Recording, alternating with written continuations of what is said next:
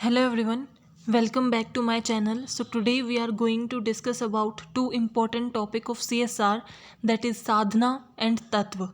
So first of all we will discuss about sadhana in management context. So before discussing we must clear about meaning of sadhana कि साधना का मतलब क्या होता है. सो साधना जो है वो किस वर्ड से डिराइव हुआ है, दैट इज साध्य. साध्य हमारा क्या होता है, कोई भी ऑब्जेक्टिव, एक इंडिविजुअल है, एक ऑर्गेनाइजेशन है, जो भी है, हर किसी का अपनी लाइफ में एक ऑब्जेक्टिव होता है, एक पर्पस होता है, उसको हम क्या बोलते हैं, साध्य. और उस साध्य को पाने के लिए, उस ऑब्जेक्टिव को, उस पर्पस को अचीव करने के लिए जो एक इंडिविजुअल परफॉर्म करता है, दैट इज साधना. तो साधना को मैनेजमेंट कंटेक्स्ट में कैसे यूज़ किया जाता है वो आज हम डिस्कस करेंगे, जिसके फर्दर 6 पॉइंट्स हैं. So first is mindful leadership. कि साधना क्या है, एक माइंडफुल लीडरशिप है. जब हम ये डिसाइड कर लेते हैं कि हमारा क्या ऑब्जेक्टिव है और उसके लिए जो डेटरमाइंड वर्क करते हैं वही तो साधना है. और अगर हम एक मैनेजमेंट की बात करें तो मैनेजमेंट क्या करती है, ऑर्गेनाइजेशन के मिशन को, विजन को, ऑब्जेक्टिव को डेटरमाइन करती है. और उसी के लिए मीन्स जो ऑब्जेक्टिव हैं जो हमने डिफाइन कर लिए कि हमारी ऑर्गेनाइजेशन ये अचीव करना चाहती है, उसे करने के लिए क्या करना है, वही तो साधना है. तो मैनेजमेंट के अंदर भी साधना परफॉर्म होती है. यानी कि एक ऑर्गेनाइजेशन के अंदर जो भी टास्क हैं, जो भी ऑपरेशन हैं, जो भी एक्टिविटीज़ हैं, वो क्यों की जाती हैं, ताकि ऑर्गेनाइजेशन अपने अल्टीमेट गोल को अचीव करे. तो जो ऑर्गेनाइजेशन का अल्टीमेट गोल है वो साध्य है, और उसके लिए जितनी भी एक्टिविटीज़, जितने भी फंक्शंस परफॉर्म हो रहे हैं वो साधना है. तो ये आपको क्या प्रोवाइड कर रहा है, एक माइंडफुल लीडरशिप प्रोवाइड कर रहा है. कि अगर हम साधना का यूज़ करते हैं तो हमारी एक माइंडफुल लीडरशिप डेवलप होती है.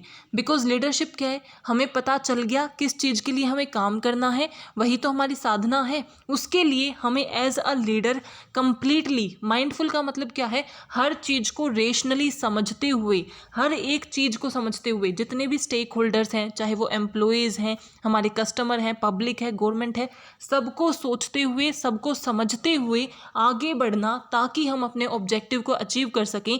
That is possible because of Sadhana. Second is harmonising work and life. कि साधना के थ्रू हम क्या कर सकते हैं, वर्क लाइफ को हार्मोनाइज कर सकते हैं, मैनेज कर सकते हैं, बैलेंस कर सकते हैं. जितने भी लोग मैनेजमेंट में काम करते हैं या जितने भी लोग एक ऑर्गेनाइजेशन में काम करते हैं, उन सब के वर्क लाइफ बैलेंस को मैनेज करना इज़ वेरी इंपॉर्टेंट. जैसे आप किसी ऑर्गेनाइजेशन में काम करते हो तो वहाँ की मैनेजमेंट चाहेगी कि आपका जो वर्क लाइफ बैलेंस है ना वो मैनेज हो. वर्क लाइफ बैलेंस का मतलब क्या है, आपकी पर्सनल एंड प्रोफेशनल लाइफ दोनों बैलेंस होनी चाहिए. ऐसा नहीं कि आप पर्सनल लाइफ में बहुत ज़्यादा इन्वॉल्व हो कि अपने काम पे ध्यान नहीं दे रहे, और ऐसा भी नहीं होना चाहिए कि काम में इतना ज़्यादा लग रहा है कि आप अपने पर्सनल टाइम दे ही नहीं पा रहे. तो दोनों को हार्मोनाइज करने के लिए किसका यूज़ किया जाता है, साधना का यूज़ किया जाता है. तो साधना एक ऐसी प्रैक्टिस है जो हेल्प करती है आपके स्ट्रेस को मैनेज करने में, और आपका जो वर्क लाइफ है और जो आपकी पर्सनल लाइफ है उसे मैनेज करने में, हार्मोनाइज करने में. Then purposeful action. ऑब्वियसली साधना क्या है, एक पर्पसफुल एक्शन है. बिकॉज साधना किस चीज़ के लिए की जा रही है, साध्य को अचीव करने के लिए, किसी पर्पस को, किसी ऑब्जेक्टिव को अचीव करने के लिए की जाती है. तो चाहे वो एक इंडिविजुअल की हो, चाहे एक ऑर्गेनाइजेशन की हो, चाहे मैनेजमेंट की हो, कोई भी साधना कर रहा है तो वो किसी ना किसी एक पर्टिकुलर पर्पस को अचीव करने के लिए ही करता है. Then inner growth and development. कि साधना किसके अंदर कंट्रीब्यूट करती है, इनर ग्रोथ और डेवलपमेंट के अंदर कंट्रीब्यूट करती है. बिकॉज अगर आपको आपका ऑब्जेक्टिव क्लियर है और उसके लिए आप एफर्ट्स डाल रहे हो, उसके लिए आप कोई ना कोई काम कर रहे हो, तो वो एफर्ट्स कभी वेस्ट नहीं जाएंगे, वो आपकी ग्रोथ में, डेवलपमेंट में हमेशा कंट्रीब्यूट करेंगे. तो जो भी एफर्ट्स आप एज अ साधना डालते हो वो आपके अंदर self awareness, self discipline, self improvement को लेके आते हैं, जिससे आपकी इनर ग्रोथ होती है, डेवलपमेंट होती है. साधना इज अ स्पिरिचुअल प्रैक्टिस. कि साधना क्या है, स्पिरिचुअल प्रैक्टिस है. अगर हम साधना को देखें तो ये वर्ड जैसे ही हम सुनते हैं तो फर्स्ट थिंग जो हमारे माइंड के अंदर आती है कि ये कुछ रिलीजियस, कुछ स्पिरिचुअल कंटेक्स्ट है. कि हम ज़्यादातर इसे कैसे यूज़ करते हैं कि हम अपने जिस भी गॉड को मानते हैं उसकी क्या कर रहे हैं, साधना कर रहे हैं, उनका ध्यान लगा रहे हैं. तो वो ऑब्जेक्टिव है उनका, ये जो काम कर रहे हैं वो गॉड को पाने के लिए कर रहे हैं. साधना क्या है, साधना क्यों की जा रही है, आप वर्शिपिंग कर रहे हो, पूजा कर रहे हो, पूजा पाठ कर रहे हो, वो आप अपने गॉड को पाने के लिए कर रहे हो. तो जो गॉड को पाना है वो आपका ऑब्जेक्टिव है और उसके लिए जो भी कर रहे हो वो साधना है। तो वो क्या है, एक स्पिरिचुअल प्रैक्टिस है, यानी कि स्पिरिचुअल प्रैक्टिस यानी कि जिसके अंदर आपकी कंप्लीटली सोल उसके अंदर इन्वॉल्व है, आप कंप्लीटली उसके अंदर क्या हो, इन्वॉल्व हो। Then alignment with values and ethics, कि जो साधना है वो आपके वैल्यूज़ और एथिक्स के साथ अलाइन होती है, मैच करते हुए चलती है। अब मैनेजमेंट का एक ऑब्जेक्टिव है जो उन्हें अचीव करना है, जैसे कि उनका जो भी गोल है कि हमें वर्ल्ड में बेस्ट बनना है, तो उसे करने के लिए जो भी काम वो करेंगे वो साधना है। बट वो काम किस तरीके से करेंगे, वो किससे अलाइन होंगे कि मैनेजमेंट की क्या वैल्यूज़ हैं, क्या एथिक्स हैं, किन चीज़ों को वो सही मानते हैं, किन चीज़ों को वो गलत मानते हैं, उसी के अकॉर्डिंग वो एक्टिविटीज़, वो फंक्शंस वो परफॉर्म करेंगे। So these are the sadhana in the management context, कि मैनेजमेंट कंटेक्स्ट में साधना को कैसे यूज़ किया जाता है। Now the next topic is tattva in Indian ethos, कि तत्व होते क्या हैं। देखो, जब भी हम तत्व वर्ड का यूज़ करते हैं तो हमने बचपन से ये सुना होता है कि हमारे जो आसपास या हमारी बॉडी, ये सारी यूनिवर्स जो है वो इन 5 तत्व से मिलके बना है।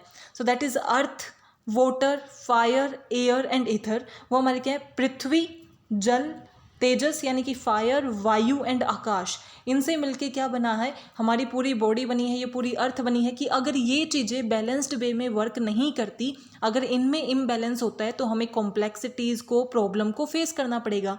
इनके बीच में बैलेंस होना रिक्वायर्ड है ताकि सब चीज़ें फंडामेंटली वर्क कर सकें। तो मैनेजमेंट के अंदर, एथोस के अंदर हमें इनसे क्या सीखना है, ये तत्व हमारे किस काम आते हैं। तो हर एक तत्व, ये 5 तत्व हमें कुछ ना कुछ सिखाते हैं जिसे हमें अपनी मैनेजमेंट में अडॉप्ट करना चाहिए। सबसे पहले हम यूज़ करते हैं पृथ्वी का। तो पृथ्वी किसे सिंबलाइज करती है, अगर आप पृथ्वी को देखते हो तो वो क्या है, सॉलिड है, ग्राउंडिंग है, किस चीज़ को, फिजिकल चीज़ को रिप्रेजेंट करती है, एक मटेरियल को रिप्रेजेंट करती है। तो पृथ्वी से हम क्या सीख सकते हैं, स्टेबिलिटी सीख सकते हैं, कि किस तरीके से हमें स्टेबल रहना है, ना कि फ्लक्चुएट करते रहना है। हमारे अंदर स्टेबिलिटी होनी चाहिए, कंसिस्टेंसी होनी चाहिए, जो पृथ्वी से सीखी जा सकती है। सॉलिडिटी, ग्राउंडिंग, ये ऐसी कैरेक्टरिस्टिक्स हैं जो आप पृथ्वी से सीख सकते हो। देन अपास यानी कि वाटर से आप क्या सीख सकते हो, पानी से आप क्या सीख सकते हो। पानी क्या है, लगातार बहता रहता है। आपने देखा होगा कि पानी क्या है, उसकी फ्लुएंसी होती है कि वो लगातार बहता रहे। अगर वो फ्लो में नहीं रहता ना, एक जगह पानी ज़्यादा समय तक इकट्ठा रह जाए तो वो खराब होने लग जाता है। तो इसका मतलब वो क्या है, जिसके अंदर फ्लो होता रहे। तो आप इससे क्या सीख सकते हो, फ्लूइडिटी सीख सकते हो, कि किस तरीके से आपको फ्लो में चलना है। अडप्टेबिलिटी, पानी के अंदर हम किसी भी चीज़ को मिलाते हैं वो मिक्स हो जाती है, जैसे जो कलर डालेंगे वो उसी रंग में आ जाएगा। तो इसका मतलब क्या है, वो अडप्टेबल है। तो आप उनसे अडप्टेबिलिटी सीख सकते हो, कि जैसी सिचुएशन हो आप वैसे वर्क कर सको। Emotional sensitivity, feeling, relationship, intuitions, ये किससे सीखे जा सकते हैं, पानी से। देन तेजस यानी कि फायर से आप क्या सीख सकते हो, जो आग है वो हमारी किसका सबसे बड़ा, उसका वो किस चीज़ का सबसे बड़ा स्रोत है, किसका सबसे बड़ा सोर्स है, एनर्जी का।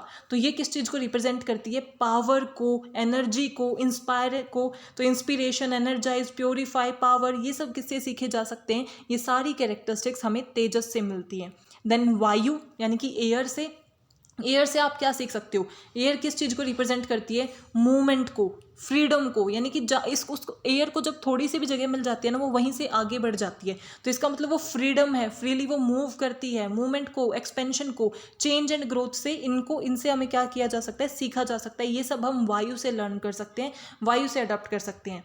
देन आकाश, आकाश क्या है, आकाश इज नॉट क्लाउड, मीन्स हम पूरे स्काई को लेके चलें, सिर्फ एक बादल को नहीं, पूरे स्काई को लेके चले, दैट इज आकाश। तो वो क्या है, लिमिटलेस है, उसकी कोई बाउंड्री नहीं है। तो ये किस चीज़ को शो करता है, बाउंडलेस पोटेंशियल को, कि आगे बढ़ते रहना, अपनी बाउंड्रीज ना सेट करके नई हाइट्स को रीच करना, एक्सपेंसिवनेस, इन सब चीज़ों को क्या करता है, आकाश शो करता है। तो ये हमारे तत्व हैं जिनको हम अपने एथोस के अंदर यूज़ करते हैं और इनसे लर्न करते हैं। सो क्या है वो, पृथ्वी, water, fire, air and ether. Now ये जो तत्व हैं इनकी 3 मेजर क्या यूज़ हो सकते हैं। First is application in philosophy and spirituality, कि अगर हम स्पिरिचुअल बुक्स पढ़ते हैं, स्पिरिचुअलिटी की बात करते हैं, रिलीजियसनेस की बात करते हैं, या फिर हम फिलोसफी को पढ़ेंगे तो हर जगह हमें तत्व की बात मिलेगी। अगर हम मेडिटेशन की बात करें, अगर आप मेडिटेशन, योगा, जो पहले के टाइम पे ऋषि ध्यान लगाते थे, वो सब इन तत्व को फॉलो करते थे, इन सारी चीज़ों को फॉलो किया जाता था। आयुर्वेद के अंदर, तंत्र के अंदर, इन सभी विद्याओं के अंदर क्या किया जाता है, इन 5 तत्वों के ऊपर ही सारी बेसिक एजुकेशन दी जाती है। सारा बेस फाउंडेशन ये तत्व ही होते हैं।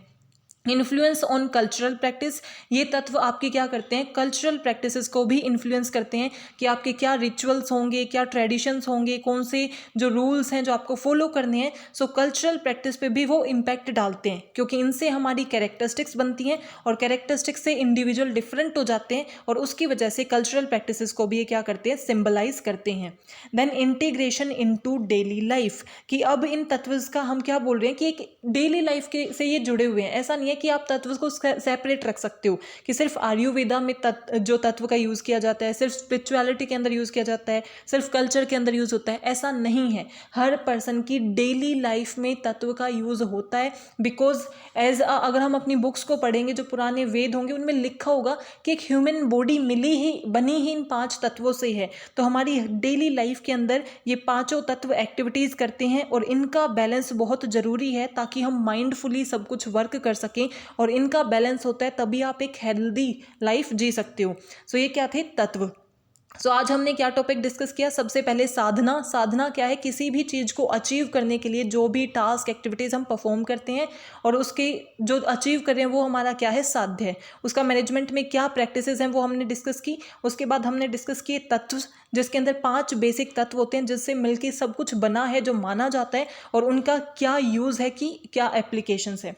सो I hope you are clear with this topic. If you have any doubt please mention in comment section. Thank you, keep supporting.